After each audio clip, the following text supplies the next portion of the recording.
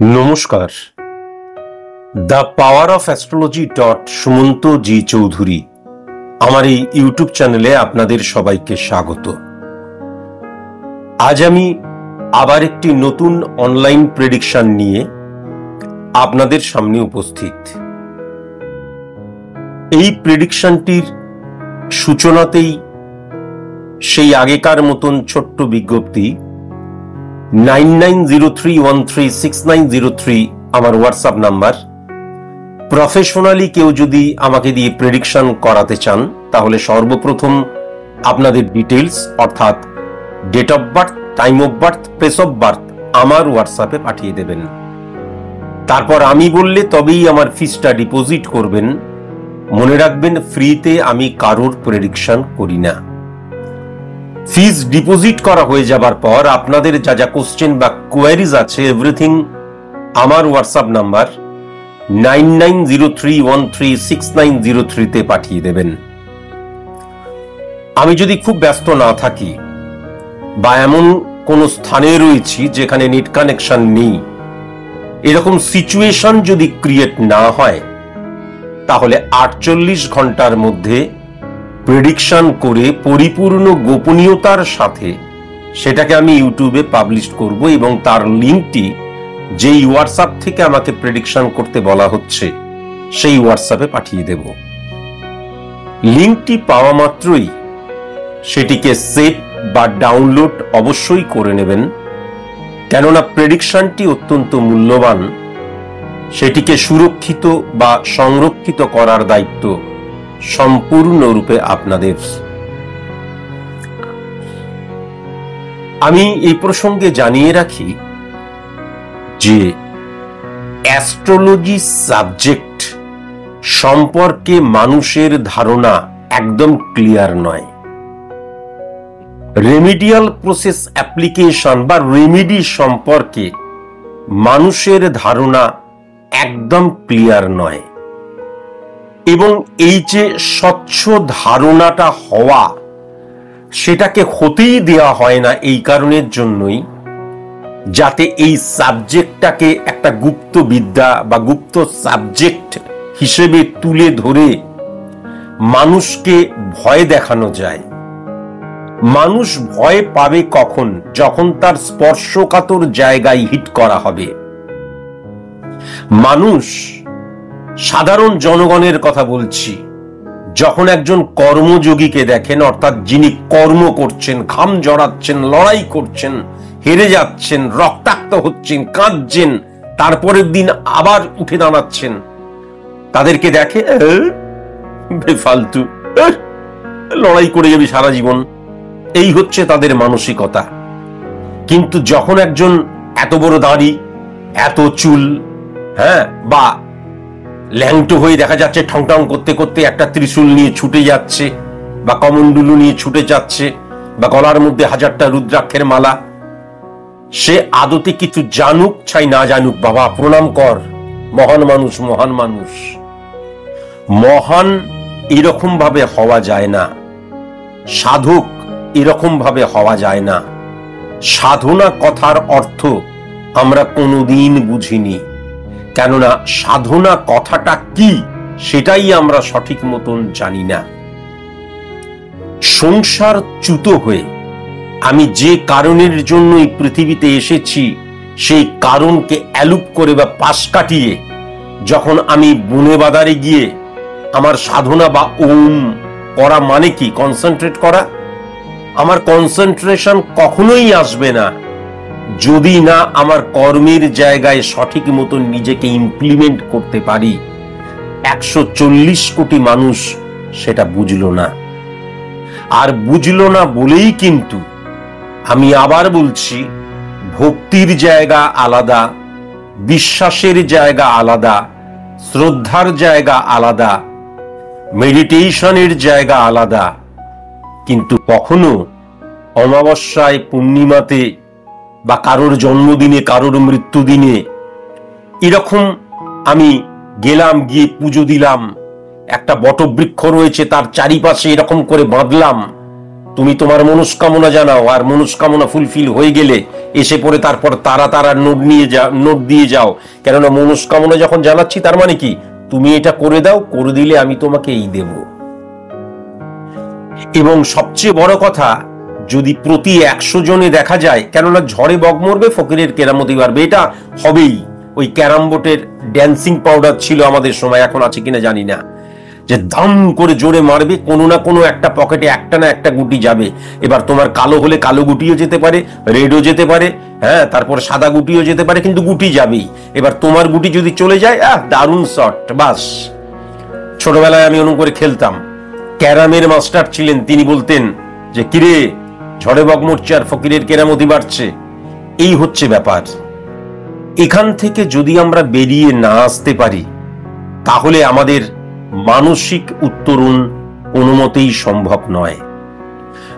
আমাদের নিজস্ব মানসিকতা, মানবিকতা, মনুষ্যত্ব, মূল্যবোধ যদি জাগরিত না হয়, তাহলে অপরাধবোধ, অপরাধ করার প্রবণতা এবং সবচেয়ে বড় কথা যেটা, ভাগ্য, লাক, নিয়তি, আমি কে, আমি কিছুই নয়, হওয়ার থাকলে হবে, তোমার যদি হওয়ার থাকে অটোমেটিকলি তোমাকে ওই জায়গায় নিয়ে যাবে, এরকম ভ্রান্ত ধারণা, এই ভ্রান্ত ধারণাগুলো উঠে আসবে এবং তাদেরকে, এই ভ্রান্ত ধারণাগুলোকে আমরা মারাত্মকভাবে বিশ্বাস করতে শুরু করব। এই কারণের জন্যই কিন্তু এত ক্রাইম, এই কারণের জন্যই কিন্তু ঘরে ঘরে নোংরা মানসিকতার নবজাতকের জন্ম হচ্ছে। তারাই কিন্তু ভবিষ্যতের যুবক হচ্ছে, কিশোর হচ্ছে, তরুণ হচ্ছে, প্রৌঢ় হচ্ছে। এই যে আমাদের জীবন চক্র, সেই জীবন চক্রের মধ্যে অসঙ্গতি দেখা যাচ্ছে। এই কারণের জন্যই আমাদের বেড়ে ওঠার যে প্রবণতা, বেড়ে উঠছি যেভাবে, সেই জায়গাটাই কিন্তু মারাত্মক কলুষিত হয়ে থাকছে। এটা কেবল আমি অ্যাস্ট্রোলজি নিয়ে কিন্তু কথা বলছি না। যদি মানসিক উত্তরণ না হয়, তাহলে আপনি হাজারো প্রতিবাদ করুন, প্রতিবাদ করার পরে দেখা গেল বিচার পেলেন, কিন্তু ক্রাইম কখনো থামবে না। তার কারণ আমরা আমাদের নেগেটিভিটিটাকেই কিন্তু আস্তে আস্তে পুষে পুষে বড় করছি, মানুষ করছি, এবং আদতে মানুষের পরিবর্তে সেটা পৈশাচিক বা অমানবিক মনোবৃত্তিতে রূপান্তরিত হচ্ছে। এটা কিন্তু কখনো আমরা বুঝতে পারছি না। তার কারণ এটা কিন্তু আমাদের অগোচরেই বেড়ে উঠছে। কে দায়ী? যেই শিশুটা আজকে জন্মালো, সে তো কিচ্ছু জানে না, জিরো হয়ে জন্মালো। তারপর তার মধ্যে এই যে নেগেটিভ ইনফ্লুয়েন্সটা ইনজেক্ট করছে কে? আমার সমাজ, আমার রাষ্ট্র, আমার দেশ। তার যে নেগেটিভ ইনফ্লুয়েন্স, এই সমাজ, রাষ্ট্র, দেশের নেগেটিভ ইনফ্লুয়েন্স ক্রিয়েট হচ্ছে কার দ্বারা? সৃষ্টিশীলতার দ্বারা, যেগুলোকে আমরা ক্রিয়েটিভিটি বলে মনে করছি।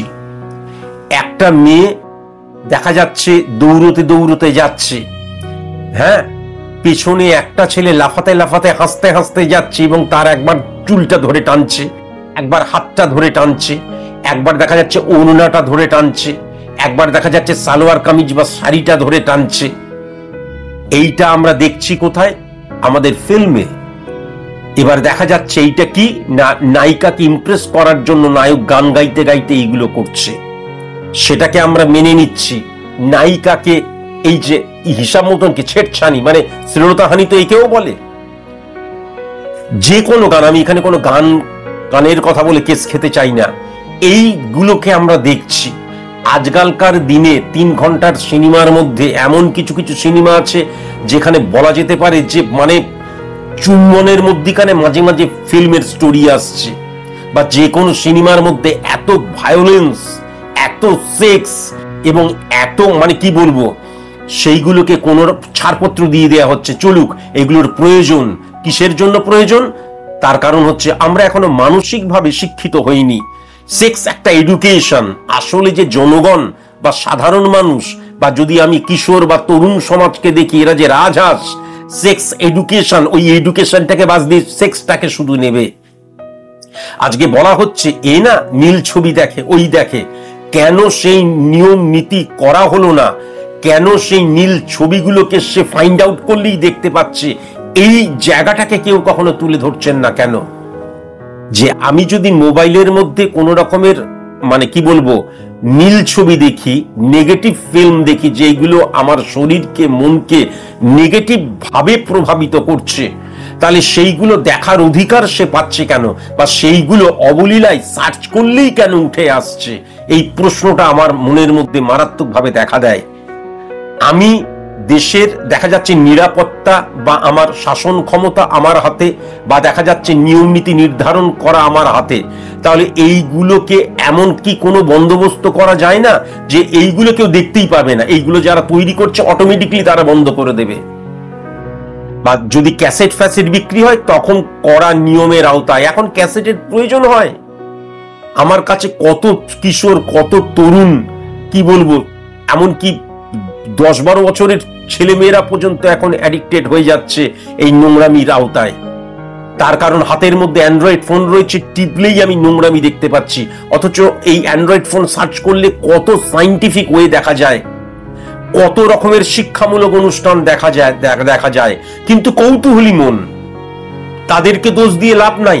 একটা প্রচার মাধ্যম, একটা নিউজ চ্যানেল সারাক্ষণ মারপিট, ঝাড়পিট, ঝগড়াঝাটি, যে নেগেটিভিটিকে তুলে ধরছে।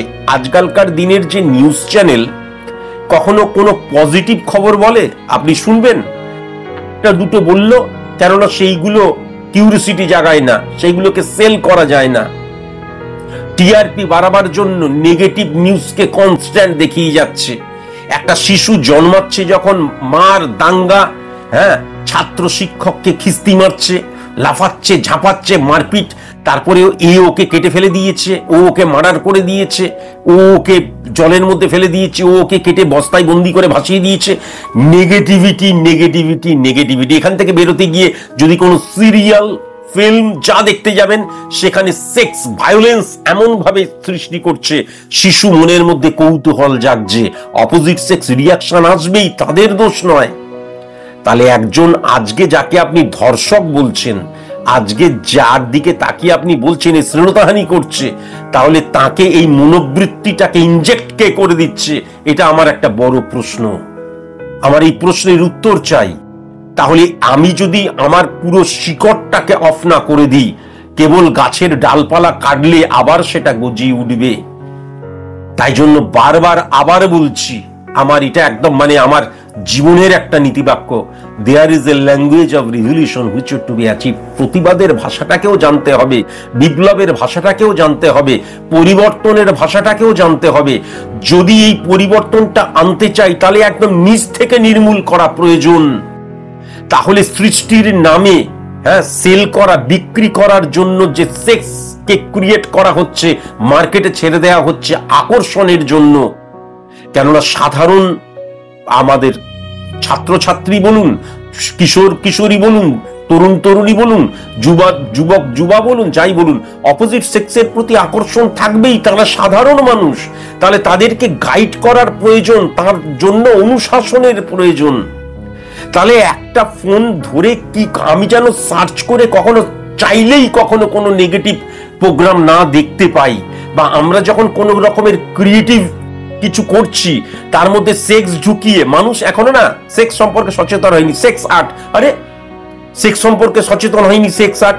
তারা সেক্সুয়াল ইমপ্লিমেন্টেশন একটা তরুণ, একটা কিশোর, একটা শিশু একটা কখনোই বুঝতে পারবে না, যেটা আজকের দিনে দাঁড়িয়ে আমরা বুঝতে পারছি। আলটিমেট এইগুলো কি একটা 15 বছর 20 বছরের ছেলে মেয়ে এগুলো বুঝবে কেন?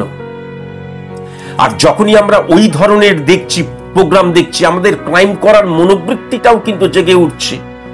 যখন একটি মেয়ে পাড়া দিয়ে পড়তে যাচ্ছে, হেঁটে যাচ্ছে, আমার স্টুডেন্টের সাথে এরকম হয়েছে, তখন একদল ছেলে দাঁড়িয়ে আছে, একজন গিয়ে চিঠি দিল, বললো তোমার ফোন নাম্বার কি? যখন উত্তর পেল না, তখন তার হাতটা ধরে টানলো। এইটা তো দেখেছে যে নায়ক নায়িকার ক্ষেত্রে এই ধরনের করে, তাই জন্য তাদের কিন্তু ওই জায়গাটা তো তাদের রপ্ত হয়ে গেছে। তার মানে আমি হিরো, ওকে আমার পছন্দ, তার মানে ও নায়িকা, তাহলে ওকে এইভাবে ইমপ্রেস করা যায়। সে যে ক্রাইমটা করছে, সে যে নোংরামিটা করছে, তার মূলে কে, তার মূল দায়িত্বটা কে নিচ্ছে? তাহলে সেটা কখনো ভেবে দেখেছেন? ভালো মতন ভেবে দেখবেন। একটা মানুষ দোষী, অবশ্যই তাকে শাস্তি দেবেন, সবকিছু ঠিক, কিন্তু এই যে ক্রাইম সৃষ্টিটা হচ্ছে, আমার রক্তের মধ্যে যে ক্রাইমটা মিশে যাচ্ছে, এই রক্তের মধ্যে যে ক্রাইমটা মিলে যাচ্ছে, এই ইনজেক্টটা কে করছে? কখনো কি ভেবে দেখেছেন? যাদের হাতে পাওয়ার রয়েছে তারা যদি সেটাকে মিসইউজ করে, বা তারা যদি এই জায়গাটায় অবস্ট্রাক্ট ক্রিয়েট না করে, তাহলে কখনো কোনো প্রতিবাদ বা প্রতিবাদের ফলে কোনো শাস্তিও কিন্তু আলটিমেট শেষ রেজাল্ট হতে পারে না। ভেবে দেখবেন। আমি জন্মছক কাকে বলে, স্পট ইমপ্লিমেন্টেশন ছক কাকে বলে, বহুবার বলেছি। আজকের দিনে আর নতুন করে জন্মছক, স্পট ইমপ্লিমেন্টেশনের ছক নিয়ে বলবো না। আমি যদি খুব ভালো মতন লক্ষ্য করি, এই জাতকের কিন্তু মেষ লগ্ন, এবং যদি দেখা যায় যে সিংহ রাশি, 1 নাম্বার ঘরে কোনো গ্রহ নেই, 2 নাম্বার ঘরে কোনো গ্রহ নেই, 3 নাম্বার ঘরে কোনো গ্রহ নেই, 4 নাম্বার ঘরে কর্কটের ঘরে রবি বসে রয়েছে, 5 নাম্বার ঘরে সিংহের ঘরে ইউরেনাস, নেপচুন এবং চন্দ্র বসে রয়েছে। 4 এবং 5 নম্বরের মধ্যে কিন্তু পরিবর্তন যোগ ক্রিয়েট হয়ে গেল। 6 নাম্বার ঘরে কিন্তু কেতু বসে রয়েছে, কন্যার ঘরে, বুধের ঘরে। 7 নাম্বার ঘরে তুলার ঘরে, শুক্রের ঘরে শনি এবং প্লুটো বসে রয়েছে। 8 নাম্বার ঘরে বৃশ্চিকের ঘরে, মঙ্গলের ঘরে চন্দ্র বসে রয়েছে। 9 নাম্বার ঘরে ধনুর ঘরে, বৃহস্পতির ঘরে মঙ্গল এবং বুধ বসে রয়েছে। 10 নাম্বার ঘরে কোনো গ্রহ নেই। 11 নাম্বার ঘরে কুম্ভের ঘরে শুক্র এবং বৃহস্পতি বসে রয়েছে। আর 12 নাম্বার ঘরে কিন্তু রাহু বসে রয়েছে। এইবার যদি আমি স্পট ইমপ্লিমেন্টেশন ছকটি লক্ষ্য করি, তাহলে 1 নাম্বার ঘরে রাহু এবং মঙ্গল, 2 নাম্বার ঘরে কোনো গ্রহ নেই, 3 নাম্বার ঘরে কোনো গ্রহ নেই, 4 নাম্বার ঘরে রবি বসে রয়েছে, 5 নাম্বার ঘরে কোনো গ্রহ নেই, 6 নাম্বার ঘরে বুধ, 7 নাম্বার ঘরে শুক্র এবং কেতু, 8 নাম্বার ঘরে চন্দ্র, 9 নাম্বার ঘরে বৃহস্পতি, 10 নাম্বার ঘরে শনি এবং প্লুটো, 11 নাম্বার ঘরে কোনো গ্রহ নেই, 12 নাম্বার ঘরে ইউরেনাস এবং নেপচুন।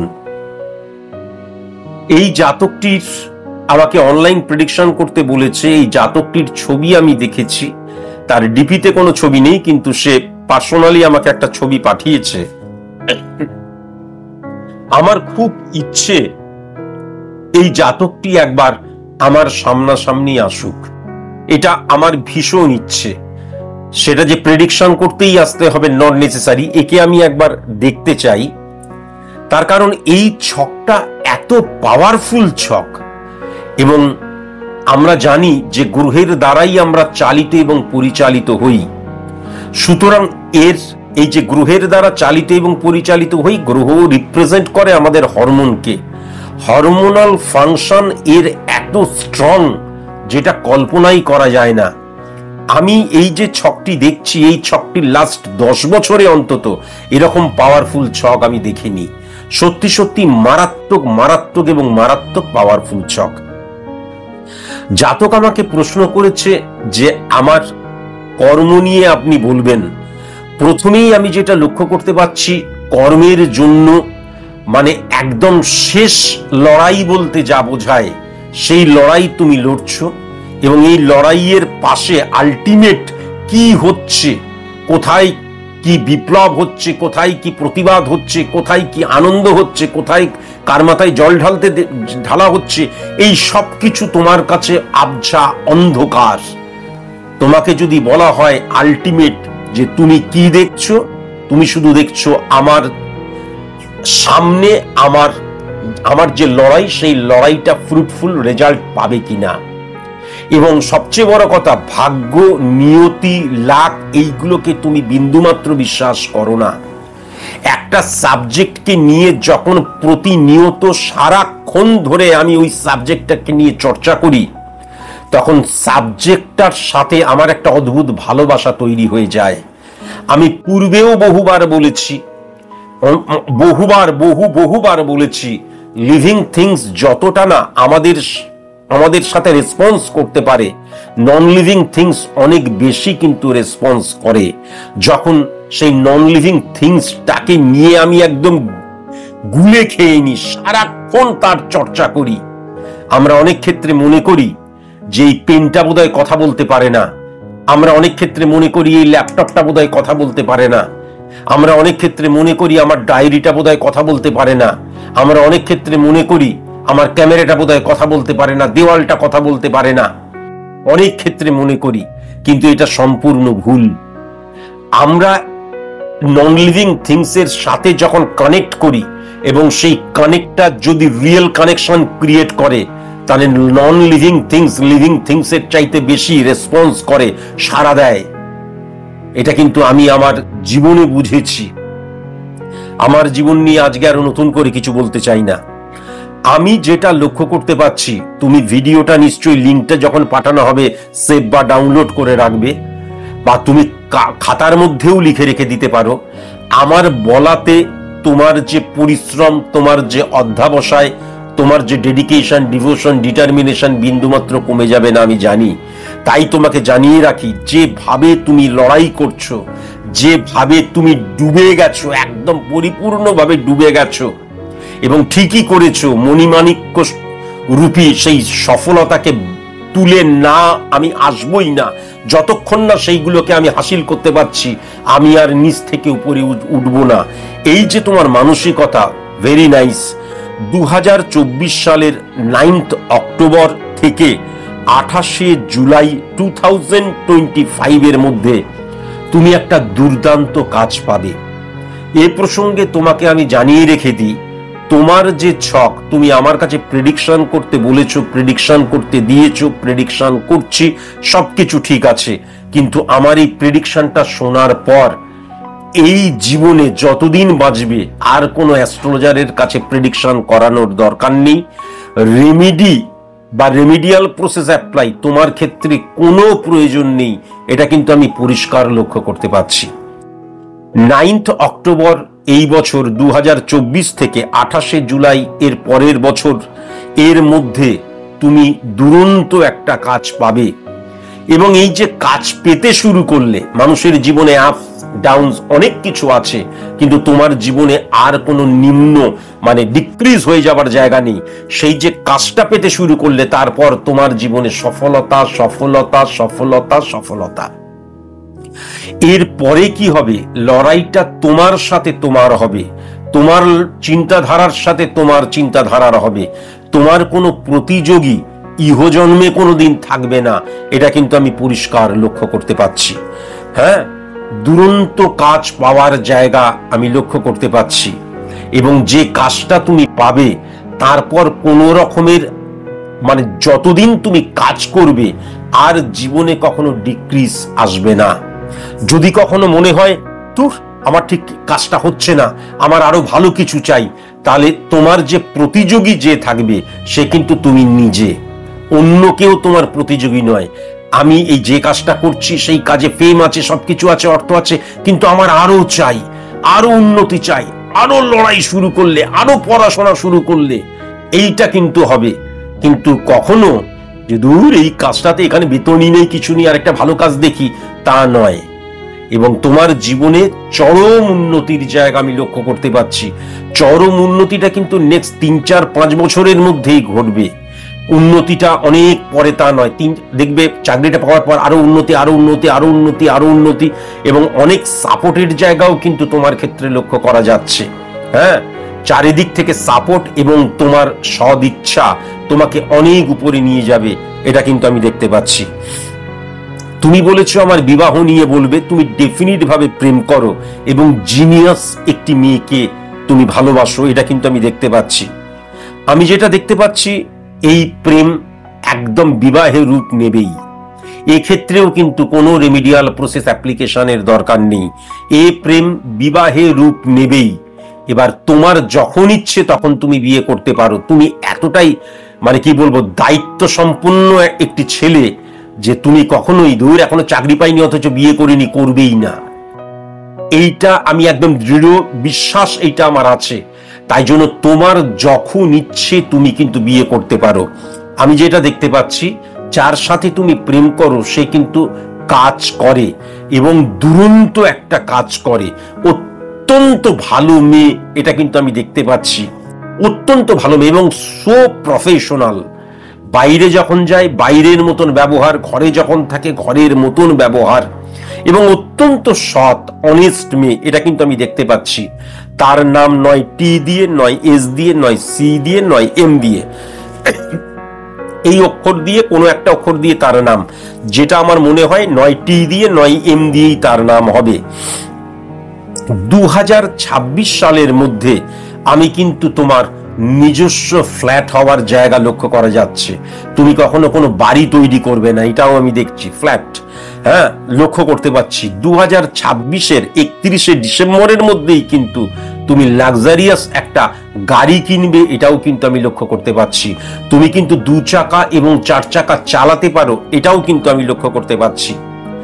এবং এই 2026 পেরিয়ে যাবার পরেই আমি যেটা লক্ষ্য করতে পারছি, তুমি কিন্তু একটা বিজনেস শুরু করবে তোমার কর্মের সাথে সাথে। সেই বিজনেসটা পুরোটা তুমিই দেখবে, কিন্তু অন্য কারোর নামে সেই বিজনেসটা চালাবে, এটা কিন্তু আমি পরিষ্কার দেখতে পাচ্ছি। তোমার চিন্তাধারার মধ্যে বিজনেস পলিসি, আমি এমন অনেক প্রেডিকশন করি যেখানে কর্মের জায়গাটাও নেগেটিভ, 16-10 কানেকশন, 17-10 কানেকশনও নেগেটিভ, কিন্তু দুটোই তোমার জেনুইন ভাবে পাওয়ারফুল হয়ে রয়েছে। কোনো বিজনেস শুরু করার আগে কোনো অ্যাস্ট্রোলজারের কাছে যাওয়ার দরকার নেই, কোনো রকমের রেমিডিয়াল প্রসেস অ্যাপ্লাই বা বাস্তুদোষ বা হোয়াট এভার কোনো কিচ্ছু করার দরকার নেই। আমি যেটা দেখতে পাচ্ছি একদম ফ্যান্টাস্টিক কিন্তু তোমার ছক, এবং তুমি 2026 সালের পর বিজনেসটা শুরু করে, এবং তুমি করবেও তাই, এবং তুমি সবকিছু তত্ত্বাবধান করবে, কিন্তু বিজনেসটা অন্য কারোর নামে করবে। যার নামেই করো তার নাম যেন টি দিয়ে, সি দিয়ে, এম দিয়ে হয়, এটা কিন্তু অবশ্যই মাথায় রেখো। তুমি ভালো থাকার জন্য, মানে একটা লাক্সারিয়াস লাইফ লিড করার জন্য, বা দেখা যাচ্ছে একটা ফ্ল্যাট কিনছো, ফ্ল্যাট তো এখন 10 লাখেও পাওয়া যায়, 20 লাখেও পাওয়া যায়, 1 কোটিতেও পাওয়া যায়, 10 কোটিতেই পাওয়া যায়।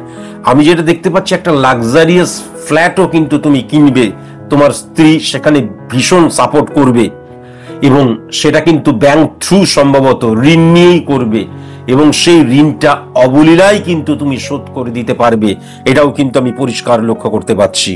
অবলীলায় কিন্তু তুমি শোধ করে দিতে পারবে। তোমার জীবনে তুমি অনেক ঋণ করবে, হ্যাঁ, জীবন যাত্রার মান উন্নত করার জন্য, কিন্তু সেটা কোনো মতেই তোমার জীবনে প্রতিবন্ধকতার সৃষ্টি করবে না, এটাও কিন্তু আমি পরিষ্কার লক্ষ্য করতে পারছি।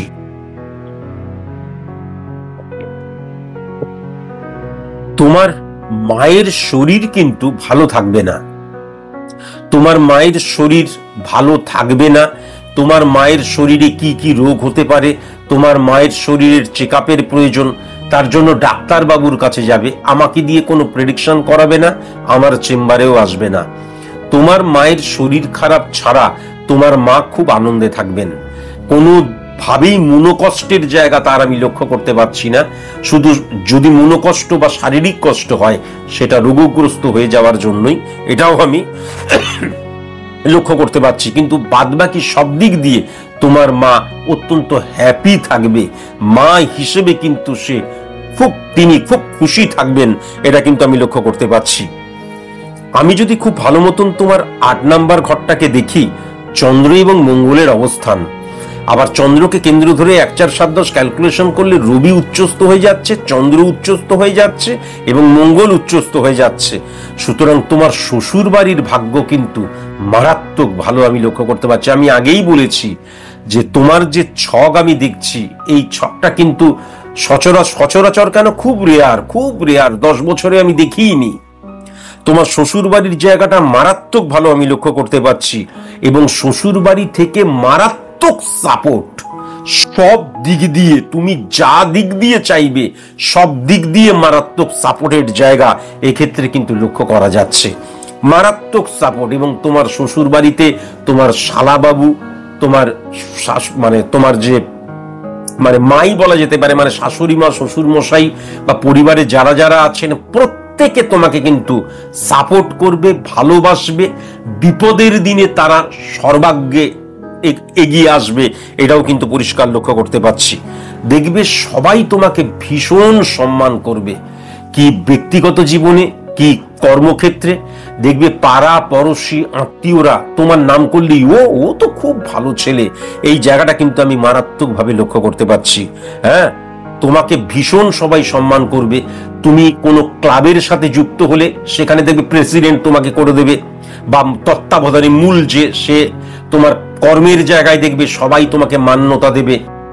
তার কারণ 6-3 রবি 4 নম্বর, 9-5-3-1 12 নম্বর এবং 8 নম্বর ঘর দ্বারা 6 নম্বর ঘরকেও হিট করছে। যেখানে যাবে সেখানেই তুমি নেতা হয়ে উঠবে, এটাও কিন্তু পরিষ্কার লক্ষ্য করা যাচ্ছে।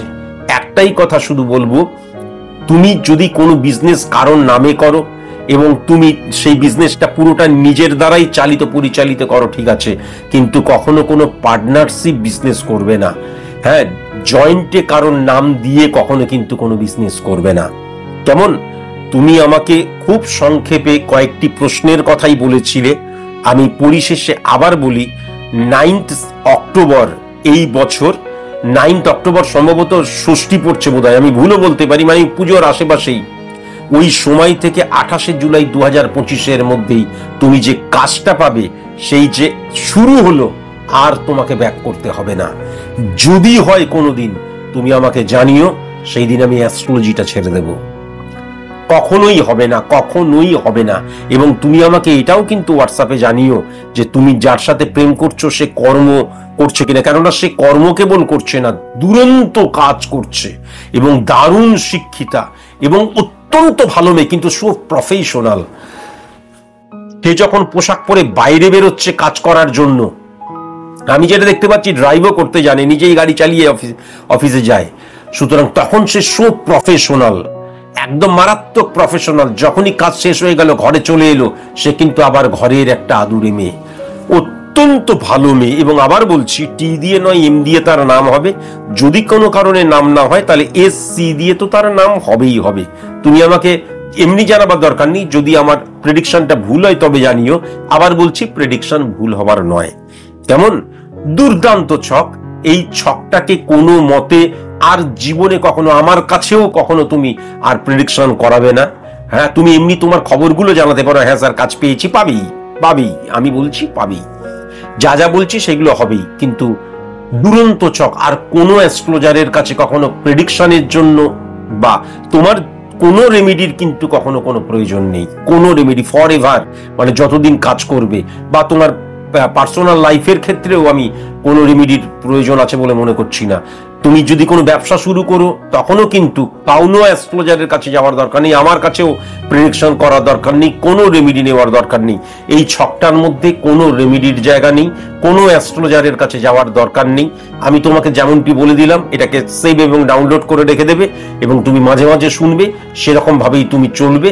তুমি দেখবে, তুমি যদি কখনো মনক্ষুণ্ণ হও, মানসিকভাবে ডিস্টার্ব হও, কখনো যদি মনে হয় আমি পারছি না, তাহলে তোমার যে প্রতিযোগী থাকবে সেটা কিন্তু তুমি। আরে আমি তো এই লেভেলের, কেন আমি এই লেভেলে কাজ করছি, তোমার সাথে কেবল তোমার প্রতিযোগিতা হবে। এছাড়া ইহ জগতে তোমার সাথে প্রতিযোগিতা করার মতন কেউ আর নেই। তোমার প্রতিযোগী তুমি হবে। তোমার সবচেয়ে পজিটিভ জায়গা যেটা, সেটা হচ্ছে অন্য জায়গায় নাক গলাও না, অন্যকে দেখাও না। কেমন? এটা কিন্তু আমি পরিষ্কার দেখতে পাচ্ছি। দুরন্ত ছক বাবা, বেকার বেকার গেঁজিয়ে 50 মিনিট টাইম নষ্ট করার কোনো মানে নেই। দুরন্ত ছক, দুরন্ত ছক। তোমার কোনো প্রশ্ন থাকলে তুমি আবার আমাকে করতেই পারো, কিন্তু তুমি দেখবে কোনো প্রশ্ন করার প্রয়োজন নেই। আর জীবনে কখনো কোনো অ্যাস্ট্রোলজারের কাছে যাবে না, কোনো চেম্বারে যাবে না, অনলাইনে প্রেডিকশন করাবে না। রেমেডি তো মানে 0.1% নেবার দরকার নেই। কেমন? আজকের মতন এইটুকুই। নমস্কার।